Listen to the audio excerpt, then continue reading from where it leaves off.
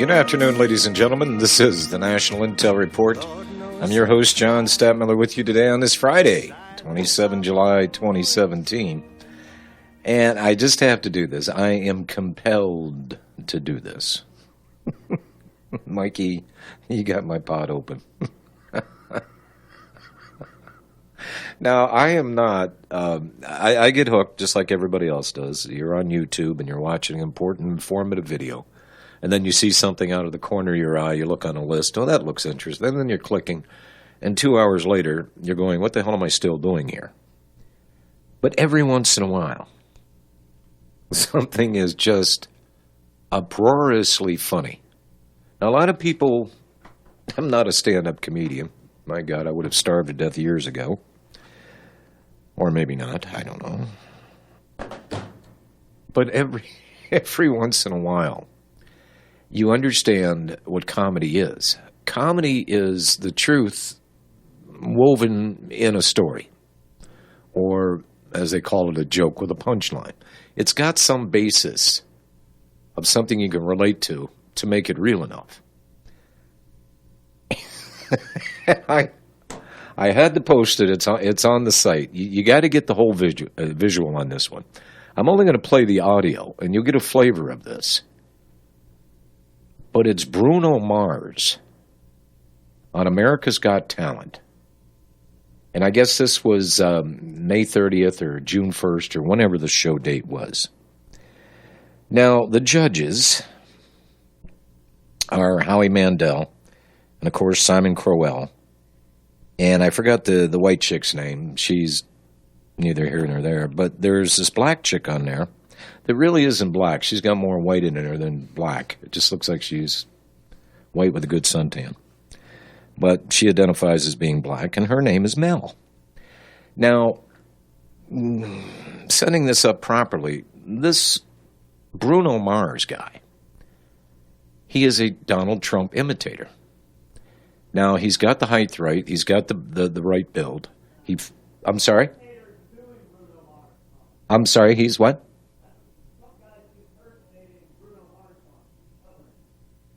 Okay, he's covering Bruno Mars. Well, who the hell's this guy? I don't either. It doesn't have his name up here.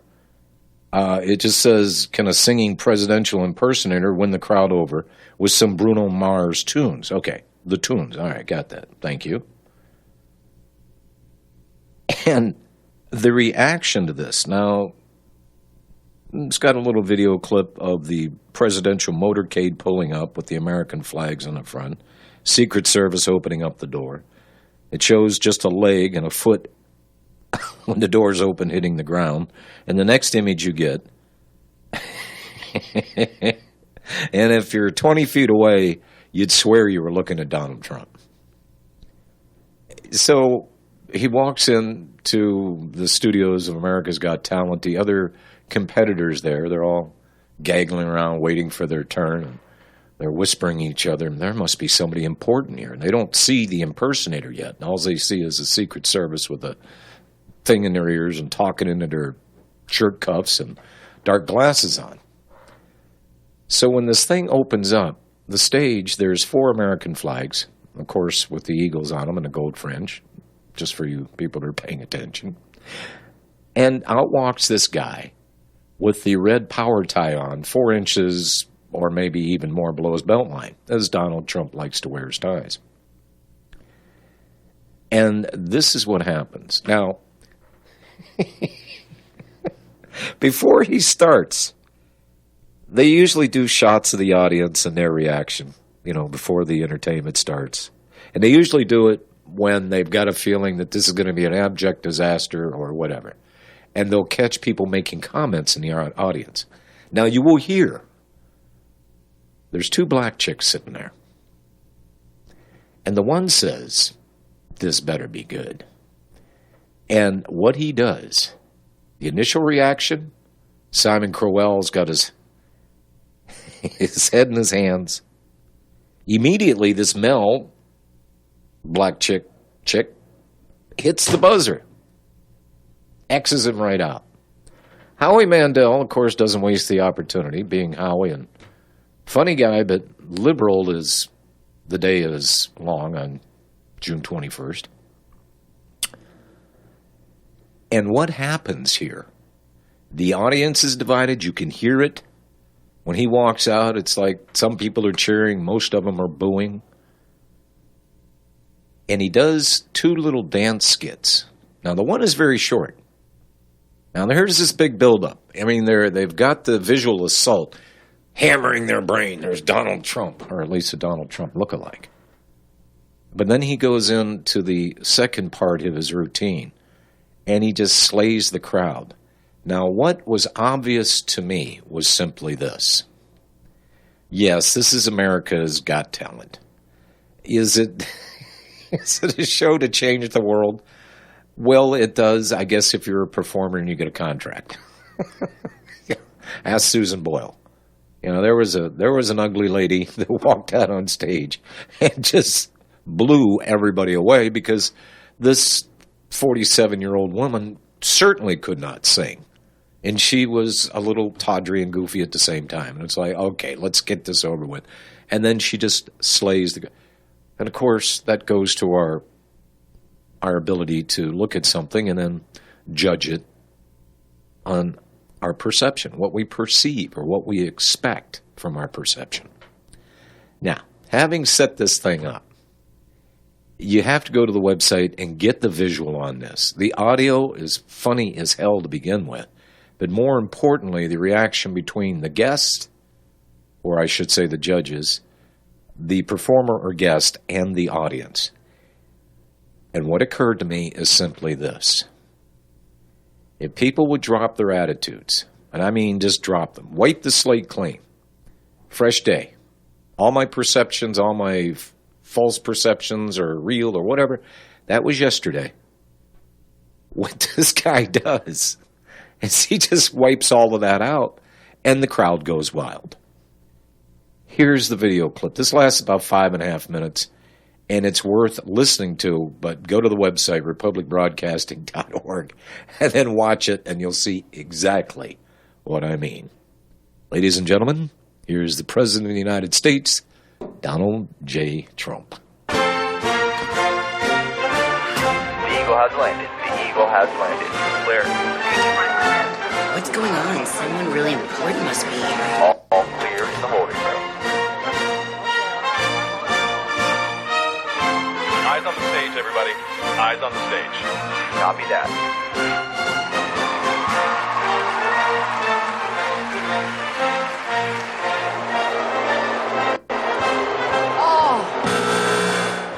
There goes Mel.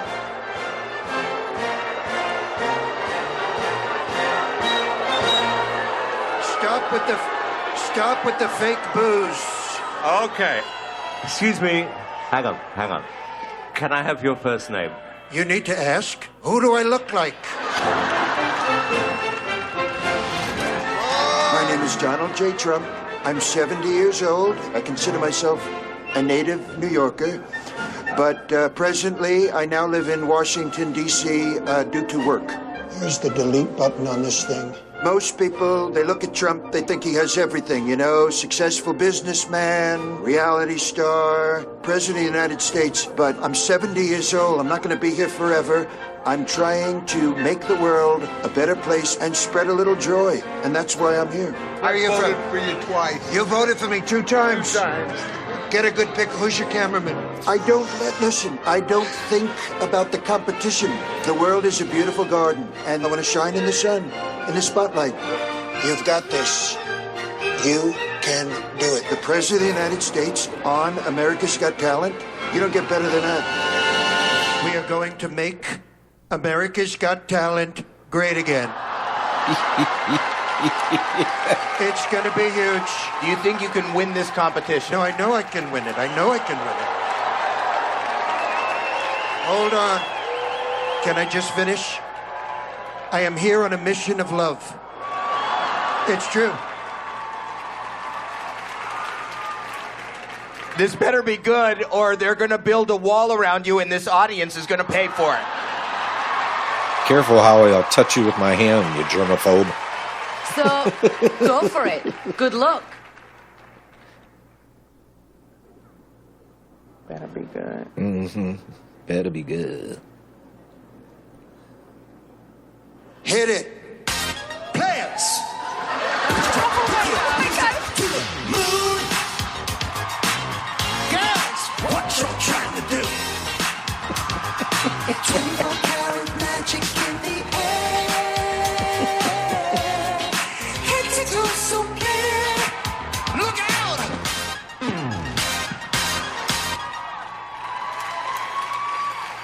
That it? Wait, there's more. There's more.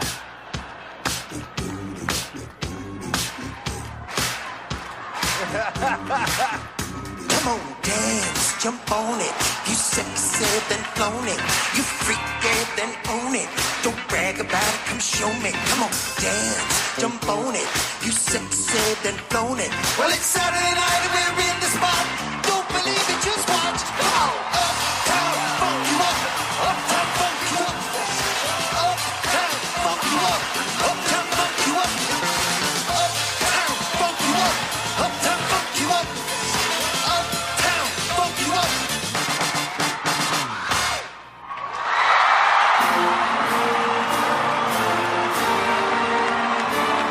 Folks, if I don't make it through to the next round after that, this thing is rigged. All right. The built-in prejudice. Boom, there it is. Somebody coming on stage looking like Donald Trump. Chick hits her buzzer. No! Howie. You know, this audience is going to build a wall around you and then pay for it. Yeah, okay. But it just stripped them of... I mean, they were standing there. When he first walked out, the audience was standing there. And what's the significance of this, Mike, when they give you the INGSOC, the English socialism, you know... they X them out? They don't know that was the salute there or the anger signal on 1984? Oh, they don't get the INGSOC sign. Okay, well, it was perfect for these guys. I just had to do it. And I mentioned Susan Boyle back in 2009. You know, here was a woman, her dream was to be a singer, and she said, nobody ever gave me a chance. And the audience is sitting there talking to each other and just, who's this? Oh, my God, this woman's going to embarrass herself. The judges are sitting there going, oh, God. And then she just belts it out and just slays the place. And then they had to admit that, yeah, our perception was that you were some kind of loser and you didn't have any talent. In any rate. Just refreshing. I mean, it just... And then that should be a lesson, because what was that second? Did you recognize the second song? Do you know who does that? That's Bruno Mars' music. And it's called Funk It Up. Okay, so here's the Donald Trump singing a misogynist song, and the audience is now cheering because they recognize the music and they're up there dancing to it. I mean, it was so many things rolled into one. It is absolutely perfect. Oh my gosh.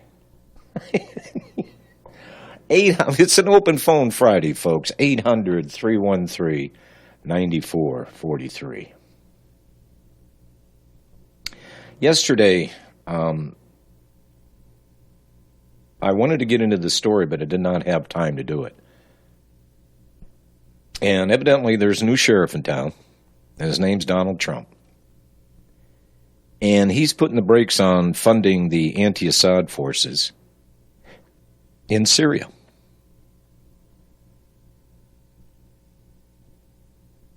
Is that Bruno Mars you're playing now? I can't hear it, but... And don't bring it up.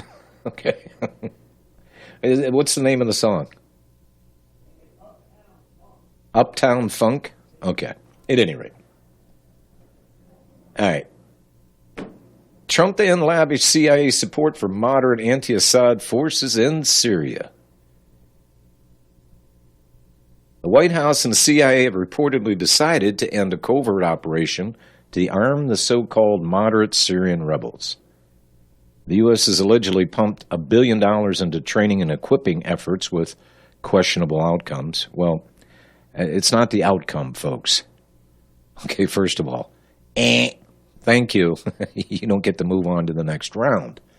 It's not a questionable outcome. It was a questionable beginning. What were you doing?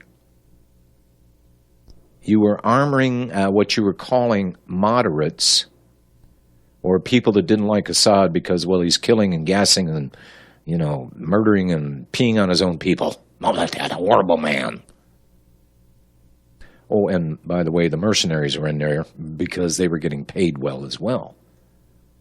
But a funny little thing happened on the way to the Roman Forum where we butcher Christians, is that the rest of the world was finding out. Russia and Vladimir Putin was certainly speaking about it. And as you see, they had a stake in this game because they were the ones that were invited into Syria. Oh, that's right, we weren't. In our little nation-building plan and to pull down these evil dictators in the Middle East to make real estate opportunities for a greater Israel. And that shows you how secure Israel is because they're the only kumquats over there that have nuclear weapons. Yeah. They could launch their missiles, apply nuclear heat to the sands, and we could have the biggest glass parking lot on the planet. So questionable outcomes? No. Questionable beginning.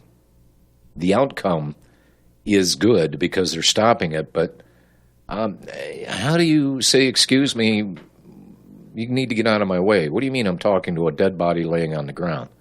Oh, there's 500,000 of dead people laying on the ground? Oh, well, let me step over them and hopefully I don't step on a landmine. 500,000 people, folks. CIA again in a foreign country, destabilizing and trying to topple a government. Except one thing. Russia was there. Whoops.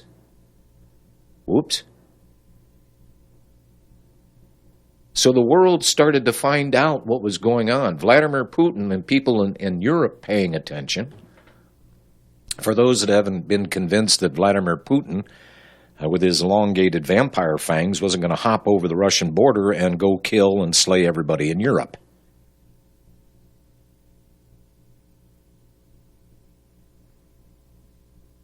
On Wednesday, U.S. officials told the Washington Post and Reuters that Trump has decided to put an end to the covert CIA plan, which began arming and training the so-called moderate Syrian rebels back in 2013.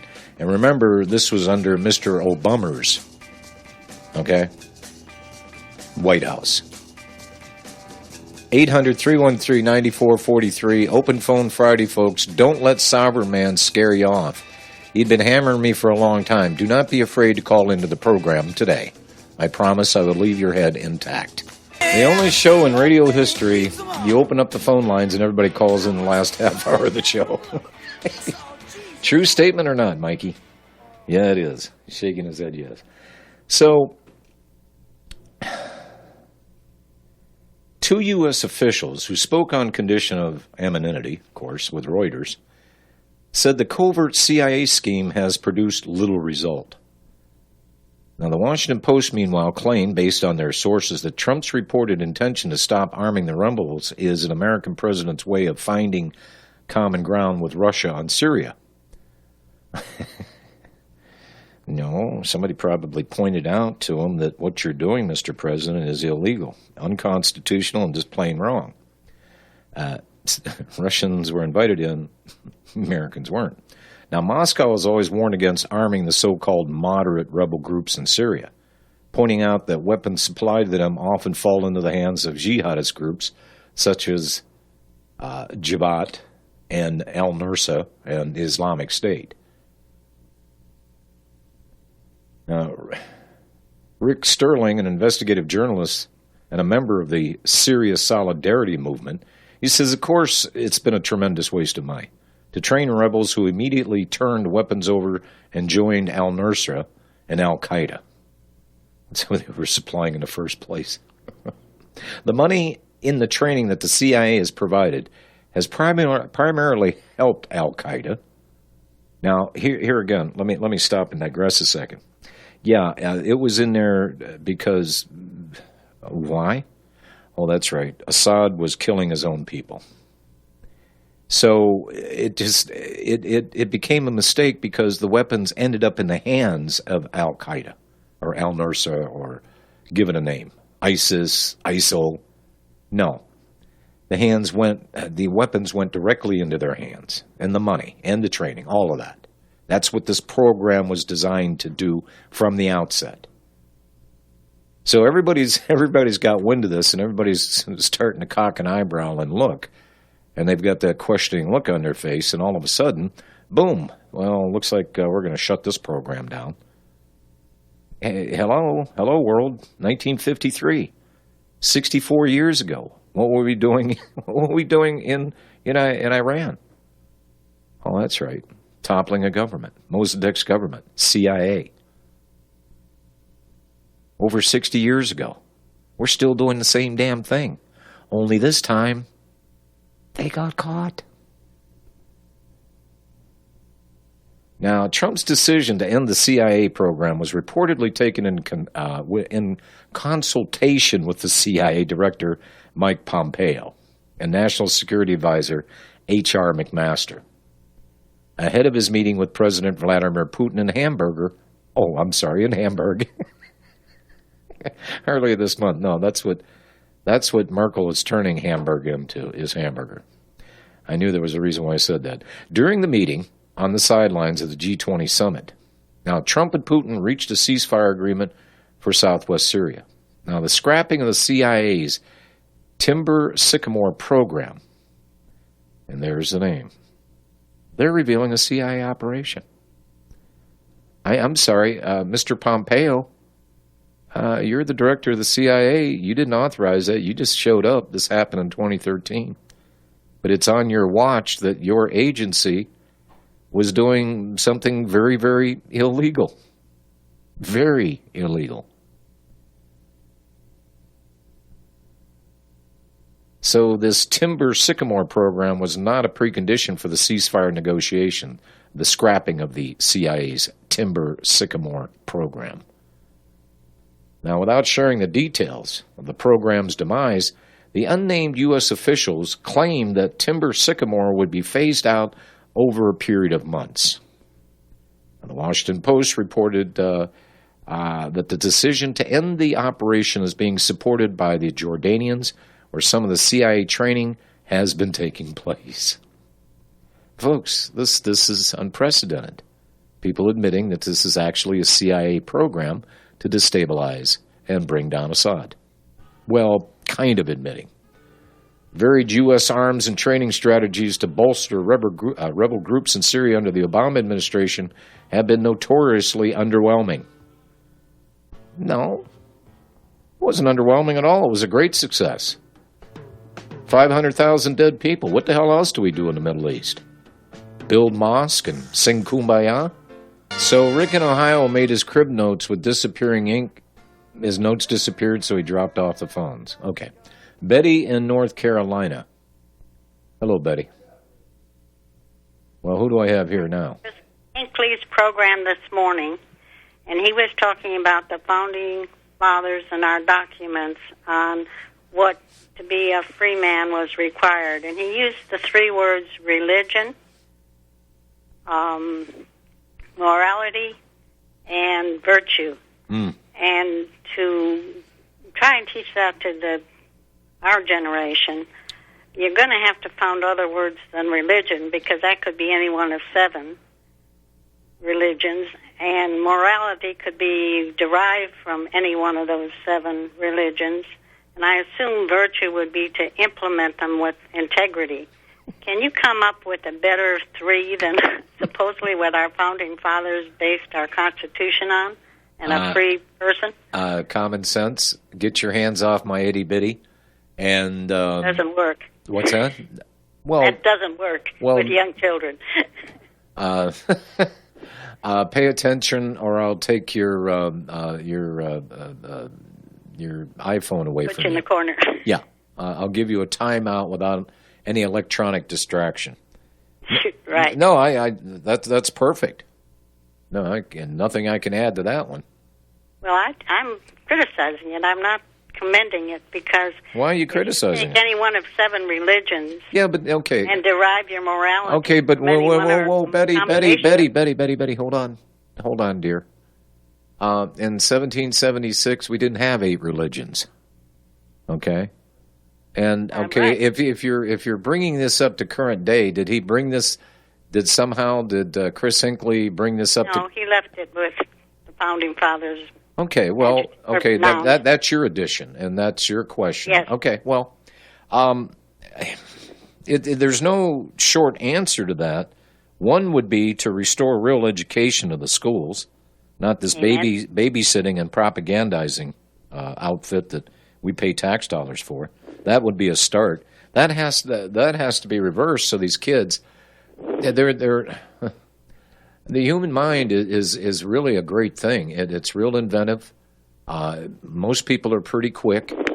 Given the opportunity to teach them how to think, not what to think, is the key to education.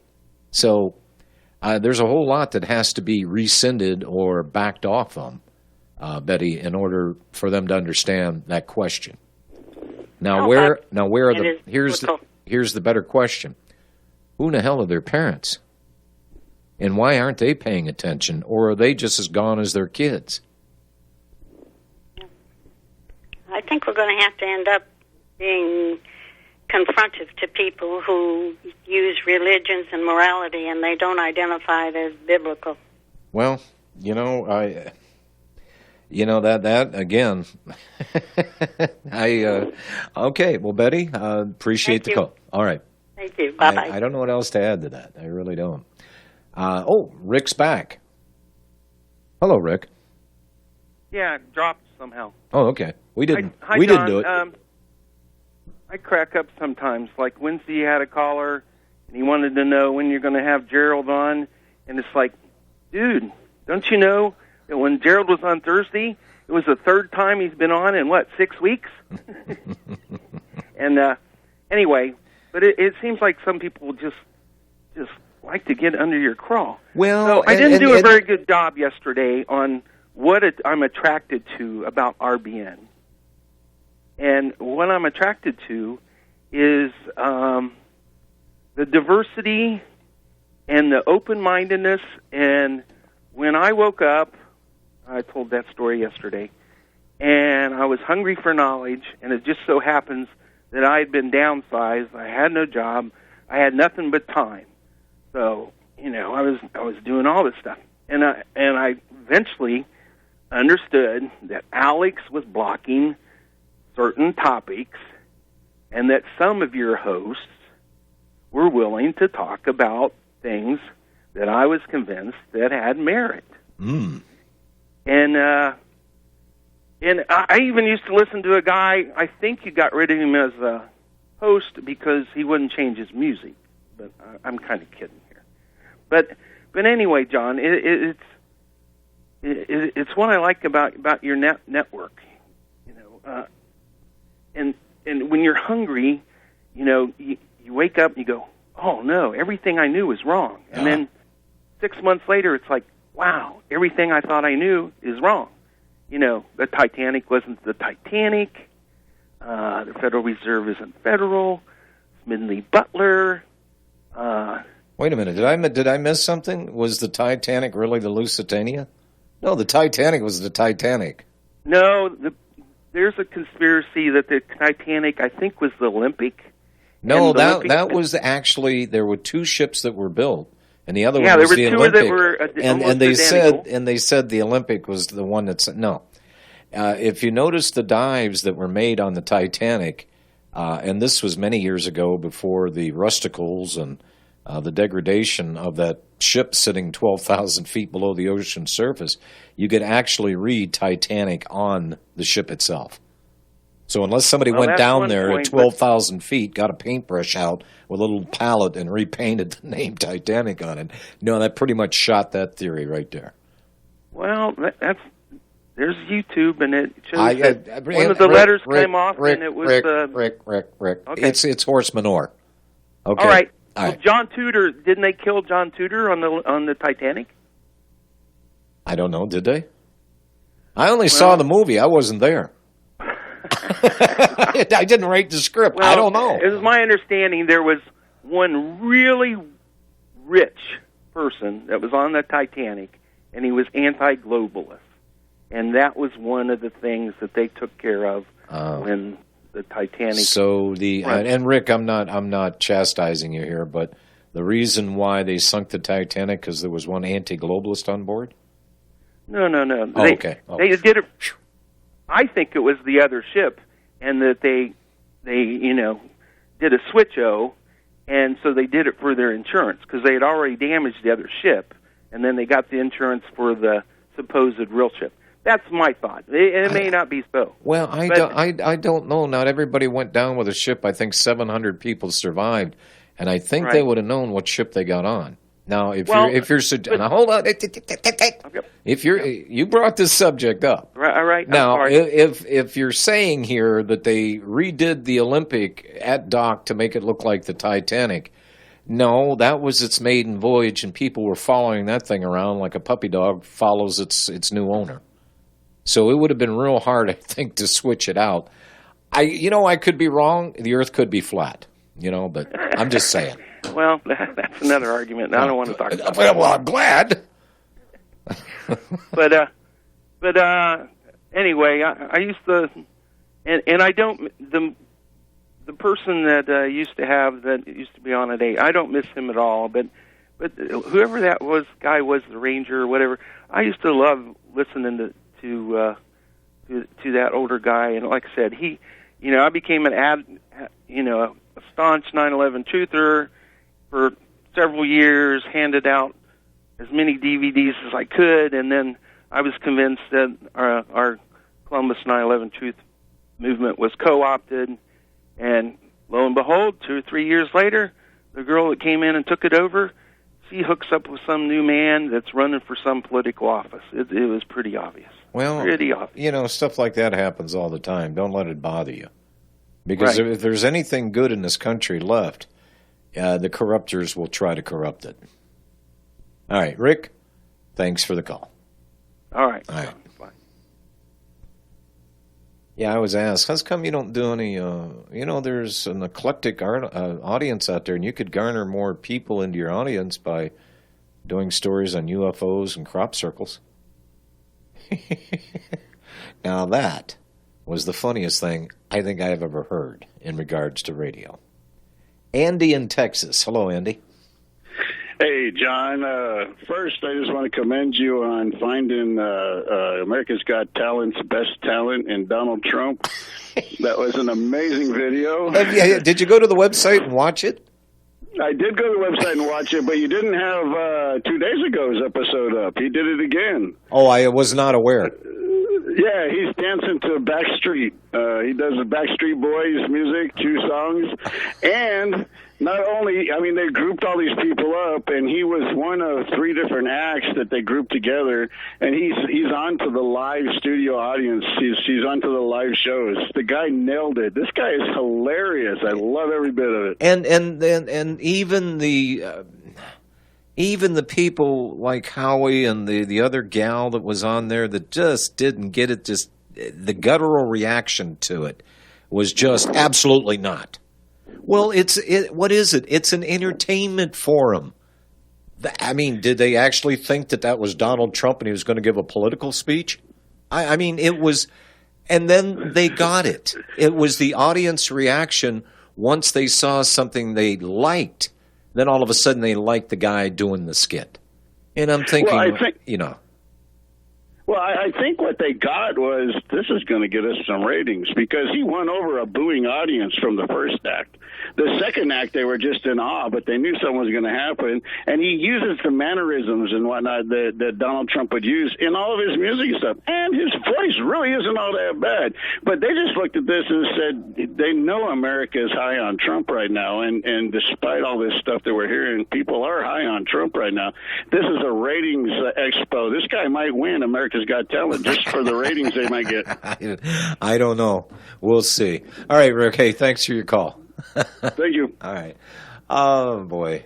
Andy in Texas. Hello, Andy. I'm sorry? Oh, that was Andy? I thought it was Rick.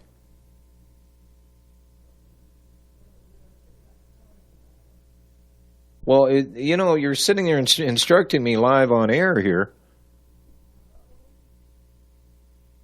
No, now I have Alan.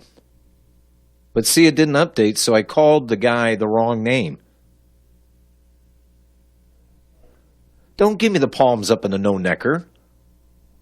You don't have to be embarrassed because you're not on air. You get in here. I'll run the damn show. Get in here. Alan in Nevada. Oh, Nevada. Hey, how you doing, Alan? Oh, pretty good. If you were to go to Mr. Herzog's presentation, I think it's either the May 3rd or May 1st, and listen to his talk on the Titanic, I think you'll pretty well be convinced that the Olympic went down and the Titanic is sailing under the name of the Olympic. But that isn't... okay, Alan, yes. Forgive me for asking this. Why is this important? It isn't, but that is not what I called. Okay, well, you made the observation. Okay, go ahead. All right. I am sick and tired of seeing Adolf Hitler being savaged all the time. The latest is this Dunkirk crap. Yep. That he allowed them to escape. You're absolutely right, and I thought the same thing when I saw the advertisements for the what is that? Is that a History Channel presentation or something? I even forget who pumped that garbage out. Yes, as far as I can see, he was probably one of the most noble people that ever lived. He tried his best not to go to war. He was forced into it. That's what people don't understand. The German people that were trapped inside the Polish corridor were being horribly mistreated. Yep. And the Poles were making incursions and threats and everything else because they had the promise of France and Britain that they would come in on their side if they went to war. Well, and also what this whole Polish thing was about was he wanted the Sudetenland that was given away during World War I with the Versailles Treaty. Exactly. Yeah, and to illustrate this, the reason why there were still so many Germans or people of German descent living in Poland is because it used to be Germany. That's right. That was the Polish corridor. Yep. The German city of Danzig became the Polish city of Gdansk.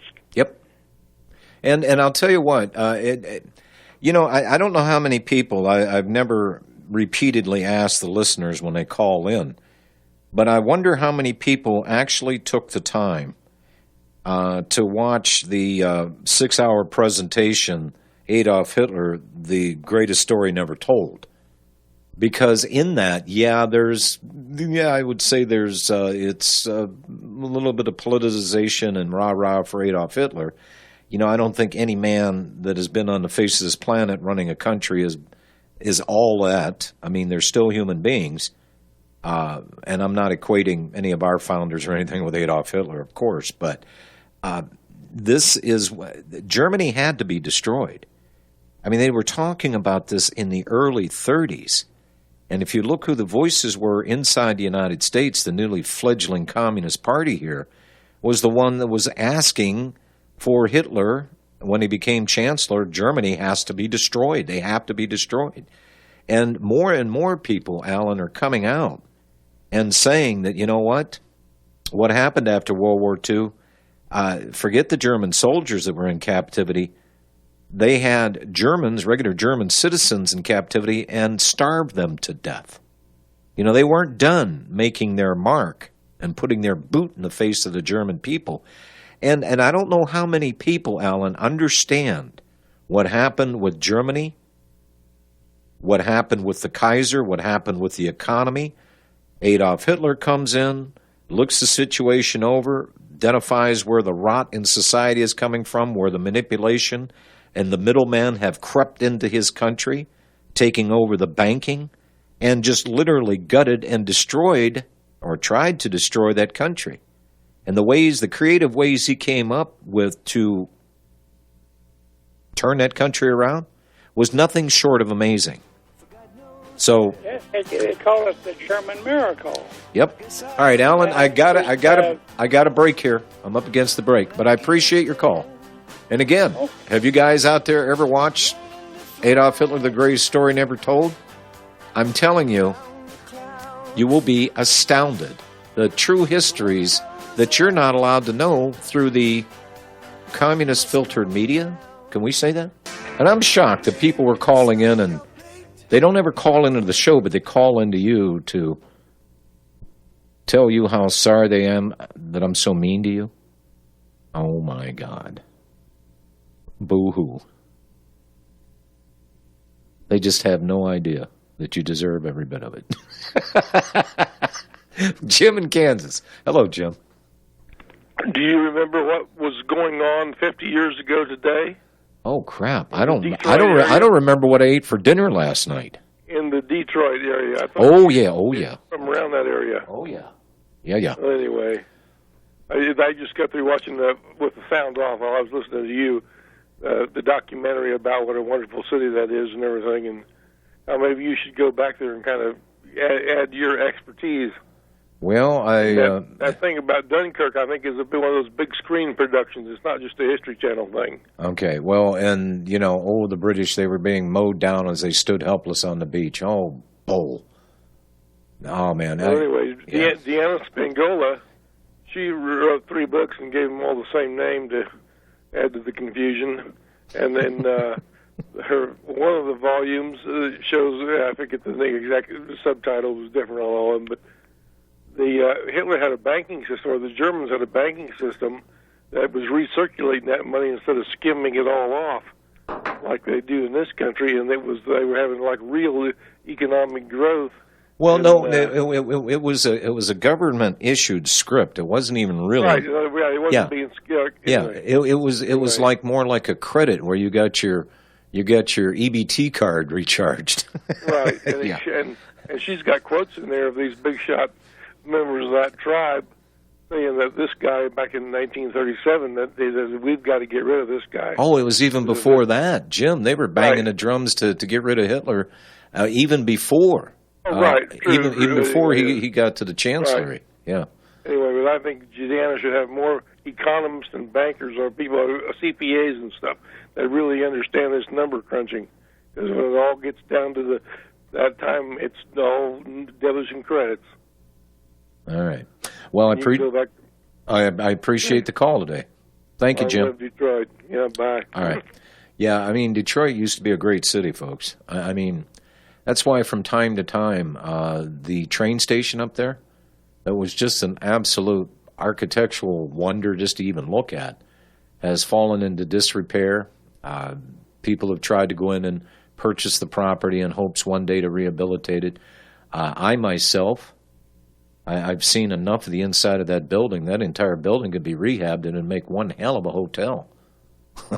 I think the tracks might even be made reactivated. You could have train service right up to the front door of the hotel if you so desired.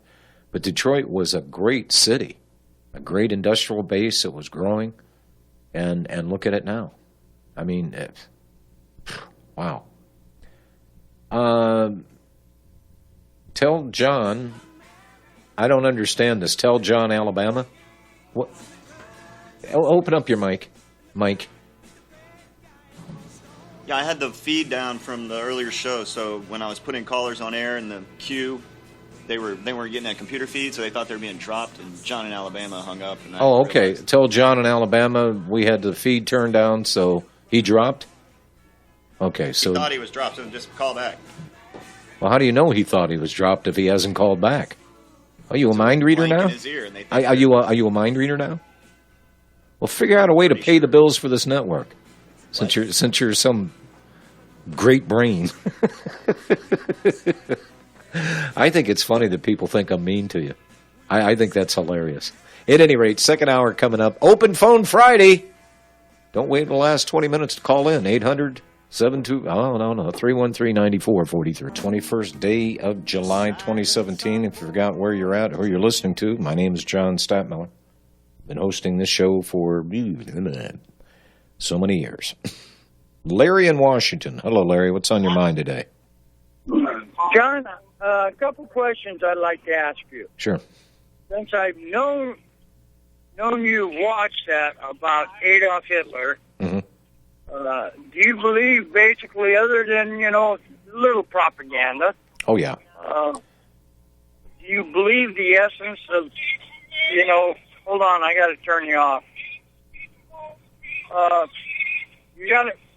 You believe that the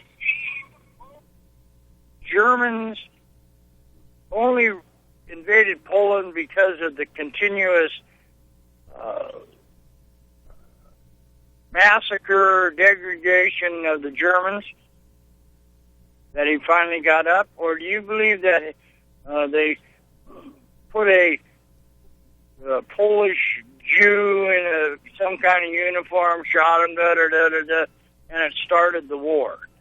No, I think from the start. I think when Hitler became Chancellor of Germany in 1933, part of his and what he believed, what he was going to do and did do for a short time anyhow, was to reclaim what was once Germany. And I think that was his primary motivation, not what started it. If you listen to the people that gave you the reasons why war started, most of them are false flags and just a convenient excuse to get the ball rolling. Do you believe Hitler realized that the Jews at the Treaty of Versailles were the controlling power, and they were in there to totally stifle Germany? Well, and how many people I had forgotten. How many people were actually seated at that table that were Jewish for that Treaty of Versailles? There was a goodly number of them. I forget how many, but yeah. And then we do know who financed the Bolshevik Revolution. Yes. And we do know where that $20 million that Trotsky got in gold. Oh, you mean from the United States government? Thank you. Mm-hmm.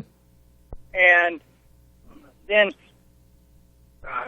we do believe that the guy that Karl Marx was a BS artist. I do believe communism was put forward by Jewish rabbi, because his dad was Levine, I think his last name was. Right.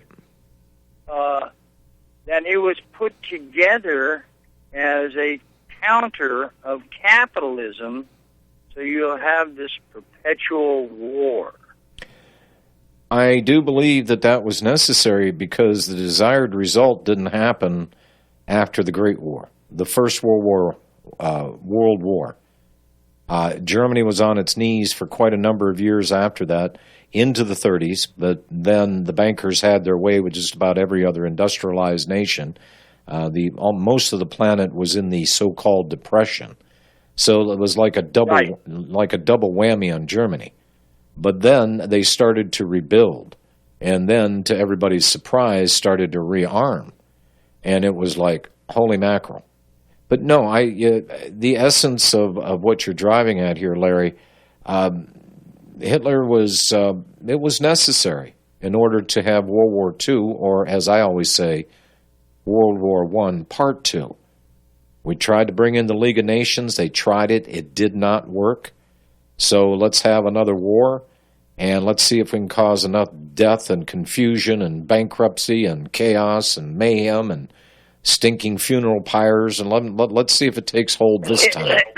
Excuse me, John. And who were the American delegates to the United Nations? If you remember what tribe they were from?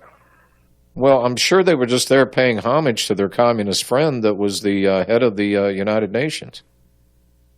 Whoops. You know, Larry, for it's fairly easy for us to identify. Once you understand what you're dealing with and what to look for, and I'm not suggesting for a minute if it looks like a nail when I'm the hammer, then hammer it.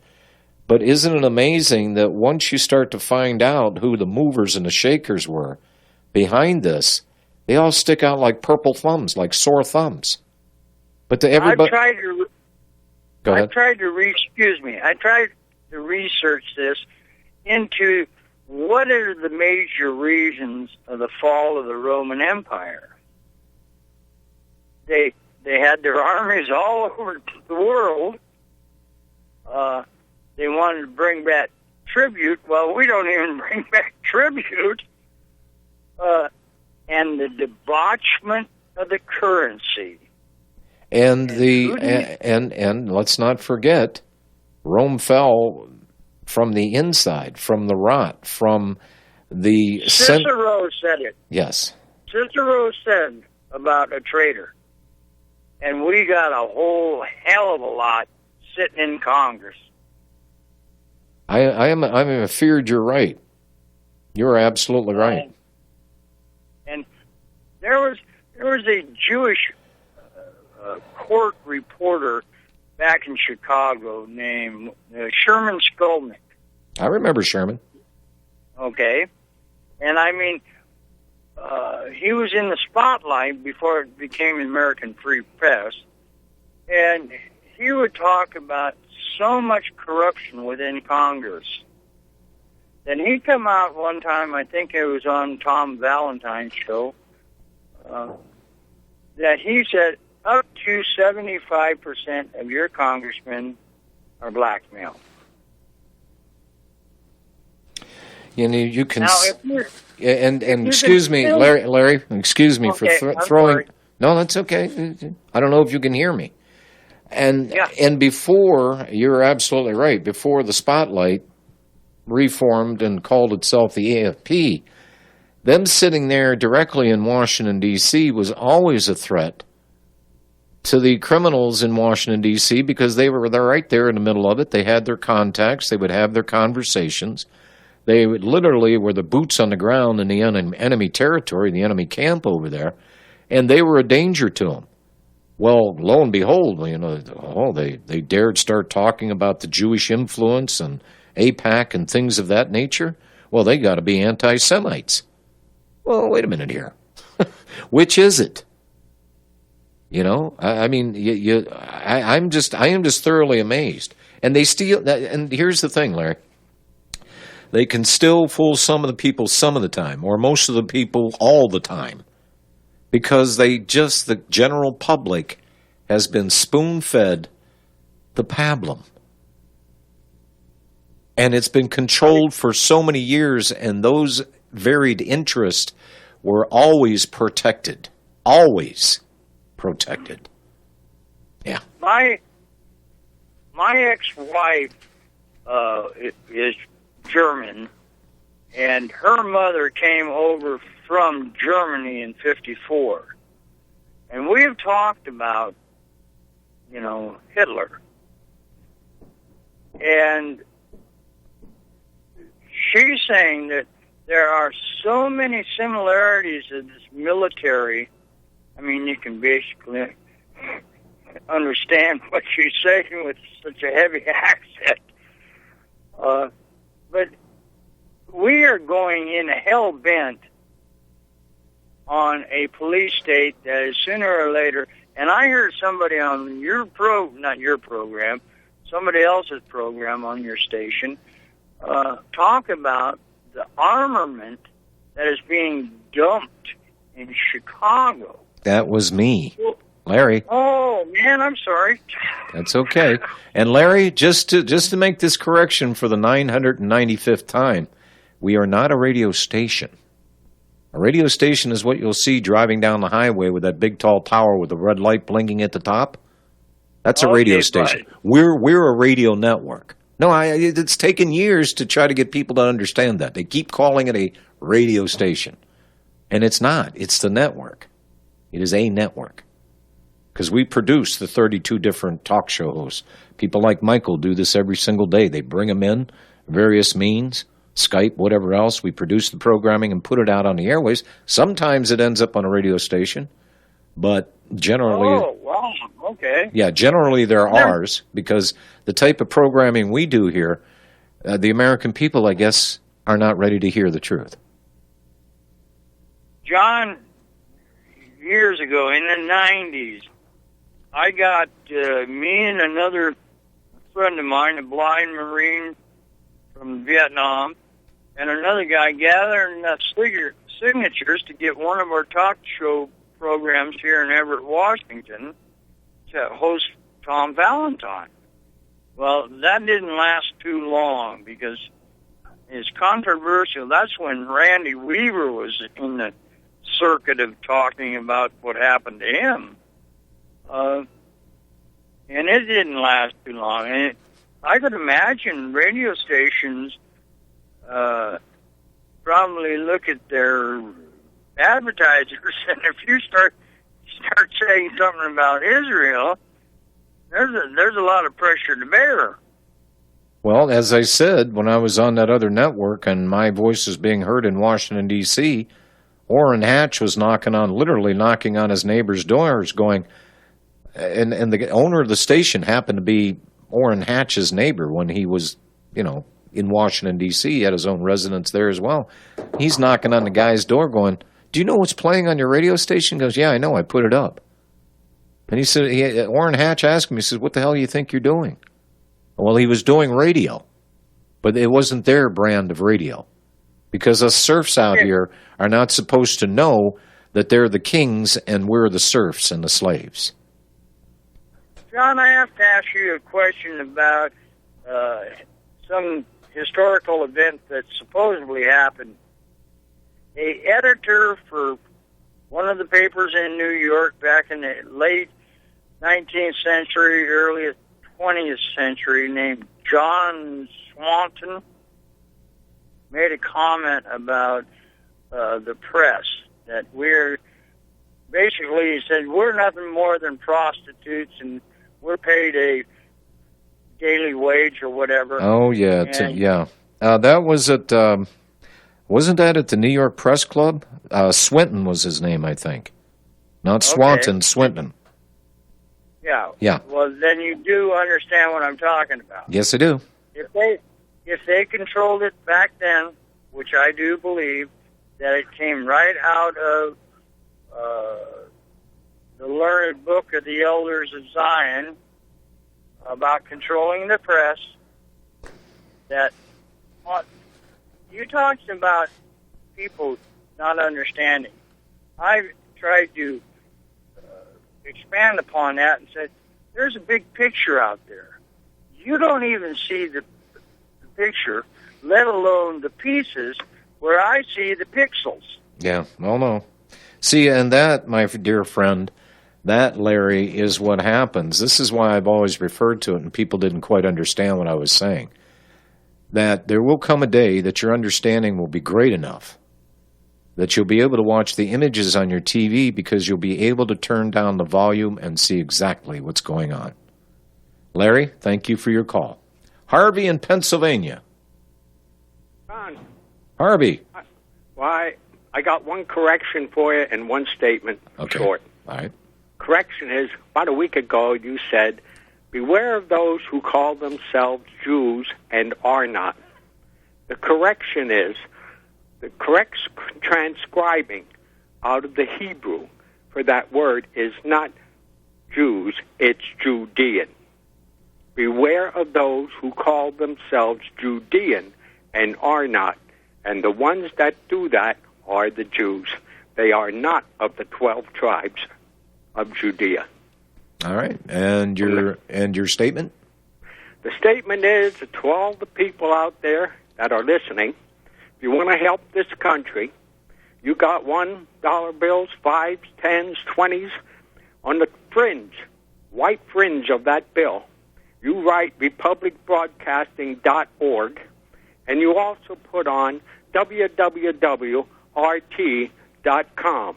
Those two, when the word gets out, will save this country. Oh, hey, now hold on here a second. I can just see that it's really the Russians, and that's fake currency. If you put anything Russian on there, they're trying to hijack our currency. Yeah. All right, Harvey, I appreciate it. Thank you. Thank you. Bye-bye. Bye-bye. Oh, gosh. Would that be really defacing? By the way, it just reminded me of something. Have you made any headway with us being delisted from Shoutcast? Well, we better start at the beginning. You're just saying you don't know where the beginning is. Well, we need to begin at the beginning. Okay? We've got to find out how to do this, because that's a new website, isn't it? That they put up? It's fairly recent. It's been updated.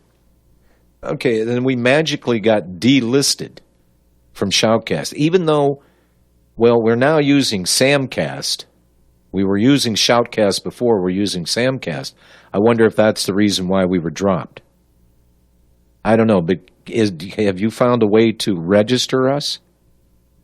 Because any mother and her uncle, as long as they got a microphone and can record, can put a program up there. I'm not going to get on my tinfoil hat and get real paranoid right now, saying that we're delisted because we're that dangerous. You keep shaking your... I don't know why you're shaking your head.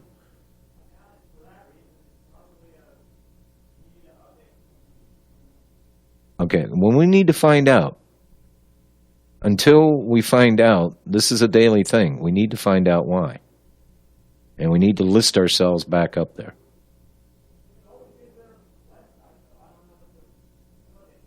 Okay, well, we got too many no's in these things that are coming back to my ears. I don't want to hear no. I want to hear yes. Mike in Colorado. Hello, Mike. Boy, for such a kind man, you're a tough boss, aren't you? Well, I just figure if I got to pay somebody, they at least got to pay attention to what I tell them.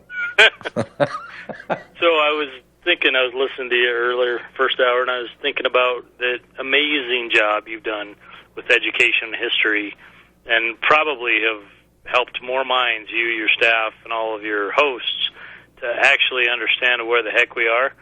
But what's equally important to me is where we're headed. And I think the cashless society that is swiftly approaching us really requires your supreme analytical mind to dig into it and explain to your listeners what that's going to mean, because it's coming fast. Okay, let's not overhype my pea-picking brain. You're pretty smart, though. So. Well, okay, I'm a pretty fart smeller. Is that what you just said? You are a pretty fart smeller. Okay. So, yeah, this is what had me going. This week, it's been a tough week because I've been running around inside my own head and I've worn myself out. Seeing this cashless thing coming, finally putting together and going back just from memory and seeing how they're bringing the police state in and causing all this chaos and death. This has been a hell of a week for me. Hey, hang on a second, Mike. I've got to take this break. Hang on. 800-313-9443. It's an open phone Friday. Don't everybody show up at the last minute. Mike in Colorado, you still there? Yes, sir. Yeah. We have lost archives to this network. They were in a server, and I did not have the access code to that server, and it was when we were hijacked back in 2007. And I have yet to sit down and compile a complete list of the talk show hosts that we have had on this network. The ones that have come and gone, and a couple of us are still here. Rick Adams, after all these years, myself, only a handful have been here through the entire thing. But man, we've put out a lot. And the funny thing is about this, Mike, is people don't understand and realize that moving into the future, watching everything fall apart, including the alternative media, going down the wrong tracks. You know, how important it's going to be for us to be there. Well, absolutely. And the people that support you, whether it's $20 or a lot of money or whatever, they understand that, and I think they all do the best they can, and I'm thankful you're still treading water. But I remember I emailed you that Ethereum video, and I understand your hesitation to watch the whole thing. But just the serfdom they've put us through, we can tolerate. Obviously, we are tolerating it to a certain level. But if they do fully implement the cashless society, it's done. Well, and, you know, how to make the ripoff invisible and complete. Because everybody that claims they have a right to your itty-bitty is going to be picking you off right and left. Yeah, because you have no other option other than to use their technology and their computer platforms and all of that stuff to be able to buy a damn piece of food. But think about this. People are on Social Security. What are they doing? They're taxing Social Security. If you had a problem with the IRS, they'll tell the Social Security agency, okay, well, we got a red flag here. These people don't get any benefits until they pay what we say that they owe. You know, I mean, it's getting a whole lot worse than that. I don't know. I do not know why Jeff Sessions is still the Attorney General of the United States, but I'm going to roll around to that into the next segment. But here's a guy. They just changed. I guess Sean Spicer quit as press secretary. Right. And the guy that they brought in. Spicer said, "Don't do it. He's a bad guy." Yeah, and he is a lesbian and gay and transgender supporter and a gun grabber. And he's also a Wall Street guy. And he's going to be the new spokesperson for Donald Trump. And, yeah, I can see a problem there. But Jeff Sessions recusing himself, I mean, this was and Trump even used the dastardly New York Times to put a hit on Jeff Sessions. Well, what else Jeff Sessions has done is he expanded the civil assets forfeiture program. I mean, he put this thing on steroids. And he's claiming, the feds have a right to seize your cash and your property. Sure. And it'll be so much easier when it's all digital. And look at Jeff Sessions. Wasn't he one of the biggest supporters of Donald Trump during his presidential run? Allegedly. Well, yeah, allegedly. or maybe this guy is compromised and somebody showed up in his office and went, hey, you're going to play ball with us, or, we got some goods on you, or some of your good friends or whatever. Who knows what goes on in the little cloakroom antics in Washington, D.C. But Jeff Sessions, man, this guy needs to go back to Alabama, man. Well, yeah, and I think we're headed for that bird that tries to enter your building when the window's so clean that it doesn't know that's a piece of glass. I think that's where our society's headed, specifically with the cashless society. And I truly, not much scares me. I've been through some of the things you've been through in your life, and not much really rattles me, but this actually does. Well, and knowing that everything has been set up for the complete takeover, and the police state mechanism out there, and to see exactly how it was done, and to see. And you can go back and chart it, like you said, you had a bad week, probably because your mind went step by step and said, okay, well, this happened, and then this happened, and then this happened, and then we thought that was this, but it was this, and now here we are, and it's pretty damn frightening. It is damn frightening, along with, as you said, the cashless society. They're going full bore. All right. Hey, Mike, thanks. I appreciate your call. All right. Let's take the break, come back.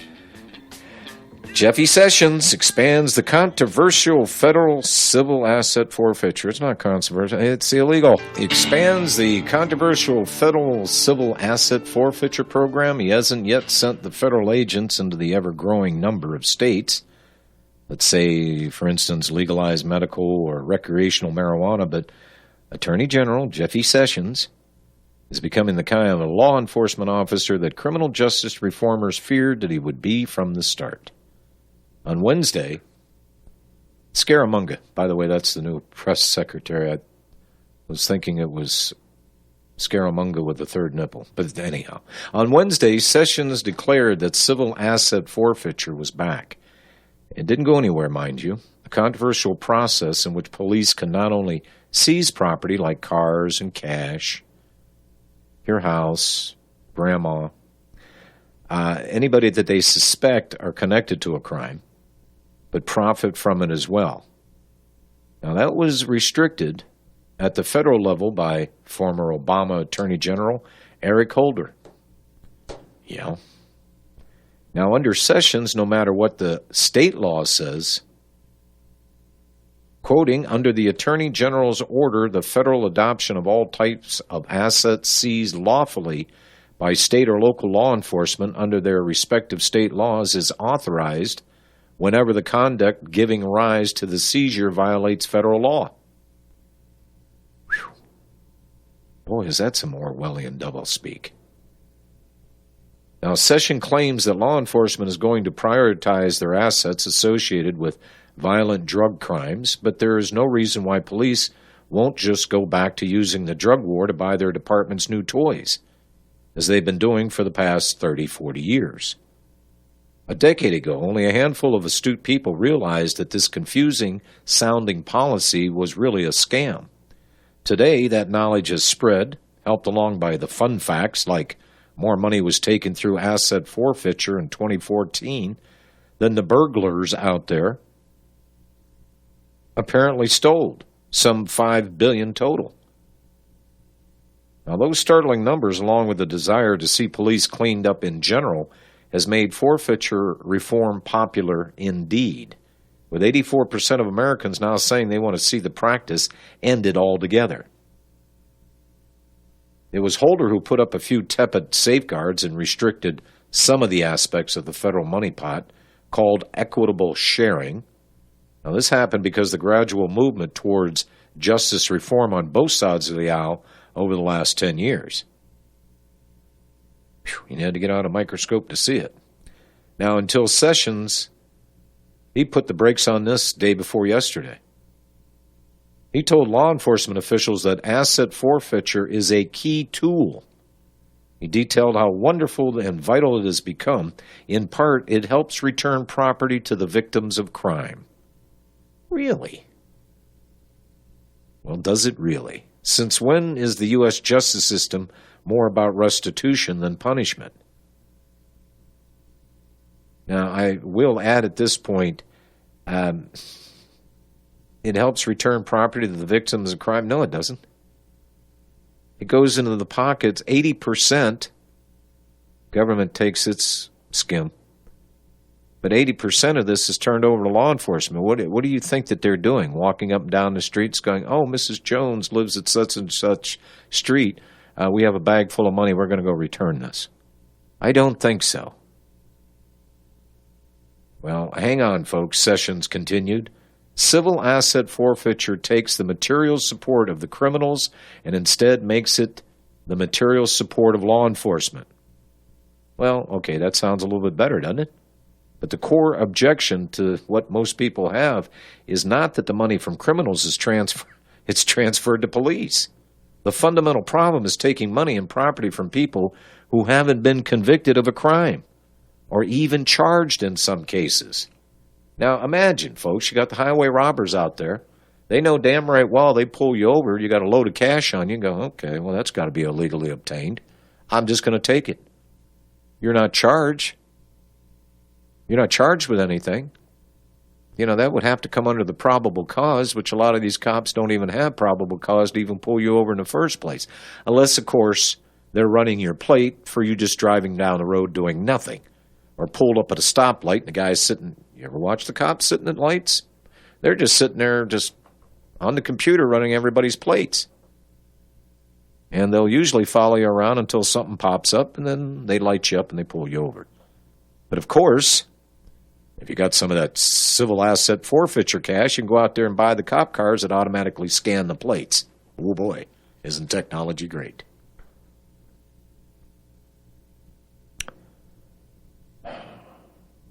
Forfeiture, it was a Prohibition-era tool. And it came back with zeal during President Reagan's increasingly militarized war on drugs. Yeah, that's worked out rather well for us, hasn't it? It is both a federal and a state matter. Now, the ease in which property can be taken varies from state to state, though most of them, with the exception of a half a dozen states such as New Mexico and Missouri, which don't let law enforcement keep any assets whatsoever. Now, unfortunately, the DOJ Equitable Sharing Program, which is a legal slush fund, can effectively ruin any state safeguards. Basically, it keeps that if there is even a tentative federal involvement in an investigation. The state agency can keep 80% of the profits, and the feds get 20%.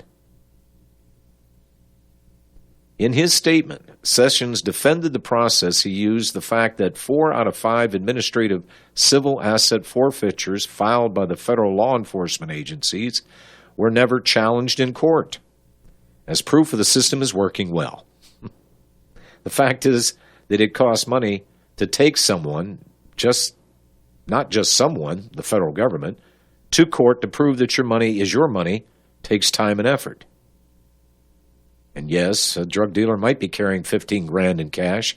So might an antique buyer or a car buyer or a horse trader or a would-be business owner or lots of other people who shouldn't have to go to court to get their money back. Sessions says that law enforcement will be careful and that innocent bystanders won't become victims. These vague safeguards feel more like a PR move to counter bad press in which the cops tried to take homes where an adult child dealt a small amount of drugs, or a motel owner fought for years to keep his property, or 100 other stories of people with cash being screwed over. Now, none of his assurances has any weight beyond trust us. It's reassurance and regression, not reform. Now, this regression is just proof that the federal government is the weight dragging at the legs of the state that want to reform criminal justice. The only way to answer Sessions' unleashing of law enforcement is to abolish civil forfeiture in every state. That way, the federal government would lose its treasure chest of resources, and the state and local law enforcement would have to go after real, provable criminal activities instead. You would think. I mean, this is insane. Absolutely insane. And of course, are you going to tell states like Illinois that don't have 2 nickels to rub together that they got to stop the state forfeiture? The asset forfeiture? No, hell. They're not going to do that. What about all the police pensions that have been emptied out? There are no police pension funds. Do you think maybe they might be out there seizing some funds to put a few dollars back in the safe that they stole in the first place? No. Come on. All the states are flush with cash. Rodney, Illinois. Hello, Rodney. Hey, John. Hey. About Sessions and asset forfeiture. It occurred to me there might be a silver lining to this. How's that? And of course, I'm fully aware of the dark, menacing, cloud that this could turn into. But think about this. What jurisdiction would apply to the Clinton Foundation? Would that be federal? Well, and wouldn't it be hilarious if this allowed Trump to seize Hillary's fortune before she could hide it?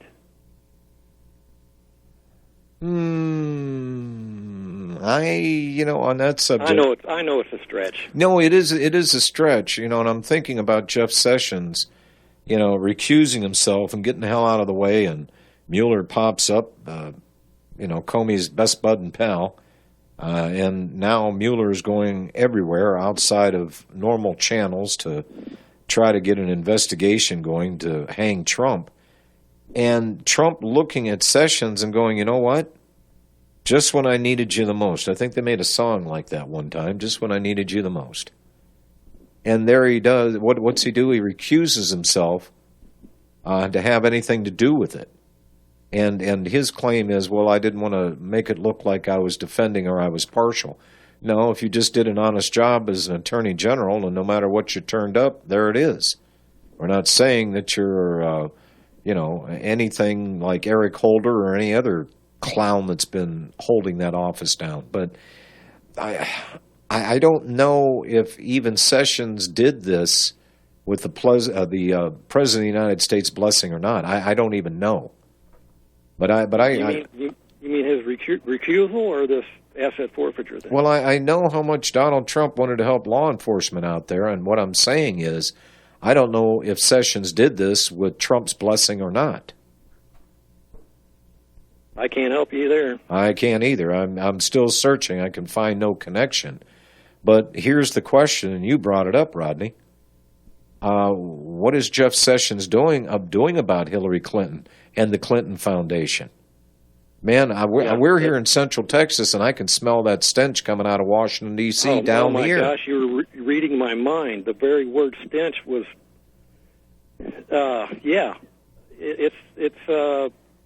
it's almost, Mike Rivero says, look for what's there, that should be there and is not. A Hillary prosecution, a Clinton Foundation investigation, real one, and it's not there. Now, okay, well, that's the stench. A first-year law student could fill the position of Attorney General and pull off an investigation that would at least get this ball rolling. Well, Rudy Giuliani almost volunteered to be the special prosecutor. Well, as much as I put it nicely, dislike Giuliani. Well, I don't like the guy either. But what happened to him? Is he in the East River right now? I haven't seen or heard from him since the election. He's bought and paid for. He's just a talking head, So no. Well, good luck to Trump. I'm not a Trump fan. I'm just an an unwilling spectator. I'll smile when the smiles are called for, and I'll applaud when it's due, and otherwise, I'm going to go about what I've been doing for the last 25 years, and that's minding my own business, and because nobody else is going to do it better than me. Trump ain't going to do it. Well, and you know what? I don't have this feeling that I have to keep looking over my shoulder at Donald Trump. Not being a politician, going to drain the swamp. He's going to swagger in there, and he's going to do things differently. And he's got how many millions of people he tweets out to? I forget, over 100 million or something like that. It's insane. But I don't fear Donald Trump. If Donald Trump, my perception of him, if he does anything wrong, he doesn't do it out of malice. He does it out of stupidity. Well, I sure hope he's not too old to ramp up his learning curve. Well, I can only imagine that he is, and he's found that the grade is so steep that, my God, how can any mortal climb this mountain, just to breach the levee to find the swamp? Well, Rodney, I don't know. Let me ask you this question. If somebody walks up to you and punches you in the face, and you really don't want to fight, and you tell that person, and you take the turn the other cheek approach to it, and you just tell that person, look, don't do that again. And the person does it again. You're going to let them do it a third time? Are you going to punch back? The best way that Donald Trump could have handled the negativity and the crap about the Trump connection, which, this is classic CIA disinfo. It was stamped all over it. The greatest way that he could have derailed that and brought greater attention to burn out these little snowflakes was to start the investigation of Hillary Clinton and the Clinton Foundation. My God, it's easy. It'd be easy to bury the Clintons. Very easy. But it hasn't happened. Why hasn't Jeff Sessions said anything about it? Why has his department done nothing? I don't know. Well, I guess I guess the Clintons are like a biopsy of a tumor. You don't want to check the biopsy to find out it's cancer, because once you do, you know that this watermelon in the belly of America is a tumor, and it's got to be taken out, or it's curtains. The only way I think we're going to get rid of a lot of these asshats in Washington is just to wait them out. People like John McCain.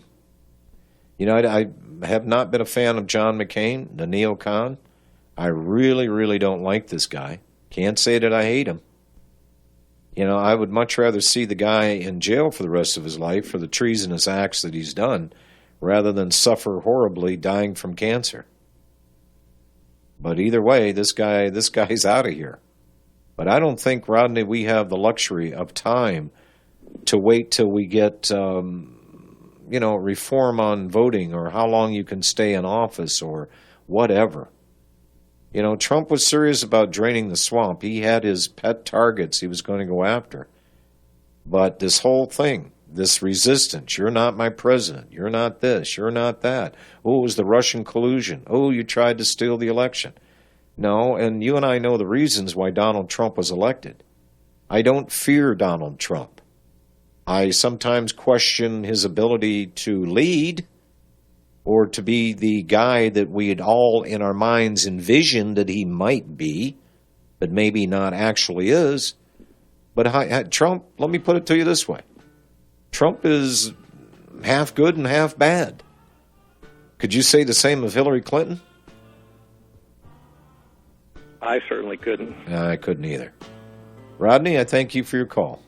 Yeah, you bet. Take care. Hang in there. Bye. All right, Brady. We are back closing out this Friday edition of the National Intel Report. I don't know. I've been thinking about the president quite a bit lately. And all things being equal, that's why I played that video from America's Got Talent. Because to see people broken down from their just abject prejudice against Donald Trump just because he's been painted by whom for being a what? Misogynist and anti-black. He's a hater. He's a this. He's a that. Yeah, he's some New York billionaire, man. Saw the country going down the tubes, and at the very least saw his fortune being threatened. And I've said this of Kennedy. I think what happened during the Kennedy presidency was Kennedy was becoming the president that most people hoped that he was. And I think he got a very clear indication of that. Realizing, of course, that, well, you have a base out there that would support you. But my God, man, I'm the president, and I have the chance to do some good things. I think that's what happened with Trump. I think he was pretty much made whole on his campaign trails, when thousands and tens of thousands were people were showing up at rallies. I think the attendees were just as stumped as Trump. Trump was surprised. And it was glorious. Remember how he initially would point out the press? He said, you know, the only time they'll turn the cameras to show everybody the size of the crowd is when we got a disruptor. Then all the cameras go to him immediately. And he was right. Don't show them. You know, let's try to fake it. Let's closely crop Hillary Clinton's type deal where 100 people show up. And let's run a little soundtrack in the background as well to make you think there's 1,000 people there. There was no enthusiasm for Hillary Clinton. I think even those that were paid to be enthusiastic over her were not enthusiastic. Just an abject disaster. So get used to it, folks. Trump is your president. Like I said, I half love him, I half hate him. But I know one thing for sure. I would have absolutely hated Hillary Clinton being in there. Oh, brother. And don't you think that the ne'er-do-wells that are just waiting to get their fangs into this country's neck to drain the last drop of the blood out of it That would happen under her tenure. Look what Obama did 8 years before that. And are we going to hold to the same cycling as we did before? 8 years Democrat, 8 years Republican, 8 years Democrat, 8 years Republican. I don't know. Trump's going to make it at 74 to the age of 78 to finish out a presidency. I don't know. But I know it emboldened a lot more people that were just as brash for the truth and wanting to get this country back. It's energized a lot of people, at least in the political realm. All right, folks. Man, my brain is wrung out. It's been a very interesting week. I'm going to recharge some batteries. Folks, don't forget, we're still short of our pledge drive. We need to get there. We still need about $5,500. Shut me up. Send us some money. Get this over with. We'll see you Monday.